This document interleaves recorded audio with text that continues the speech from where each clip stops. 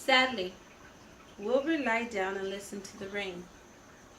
Soon he saw a rat climbing down a slanted board that he used as a stairway. "Will you play with me, Templeton?" asked Wilbur. "Play?" said Templeton, twirling his whiskers. "Play? I hardly know the meaning of that word." "Well," said Wilbur, "it means to have fun, to frolic, to run, to skip, and make merry." "I never do those things if I can avoid them," replied the rat sourly. "I prefer to spend my time eating, gnawing, spying, and hiding. I am a glutton, but not to a merrymaker.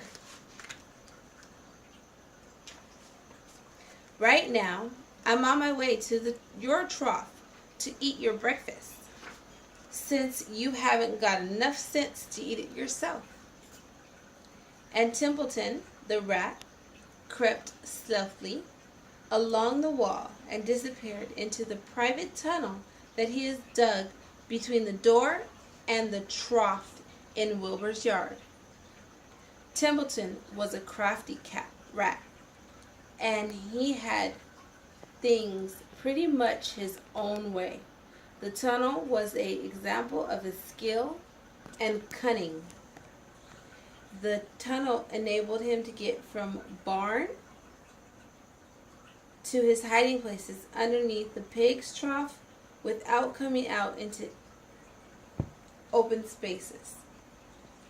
He had tunnels and runways all over Mr. Zuckerman's farm. Could get from one place to another without being seen. Usually he slept during the daytime and was abroad only after dark. Wilbur watched him disappear from his tunnel. In a moment he saw the rat's sharp nose poke out from underneath the wooden trough. Cautiously, Templeton pulled himself out over the edge of the trough. This was almost more than Wilbur can stand, on this dreary, rainy day, to see his breakfast being eaten by someone else. He knew Templeton was getting soaked out there in the pouring rain, but even that didn't discomfort him. Friendliness, dejected, and hungry, he threw himself down in the manure and sobbed. Late the afternoon, Laurie went to Mr. Zuckman. "I think there's something wrong with that pig of yours. He hasn't touched his food."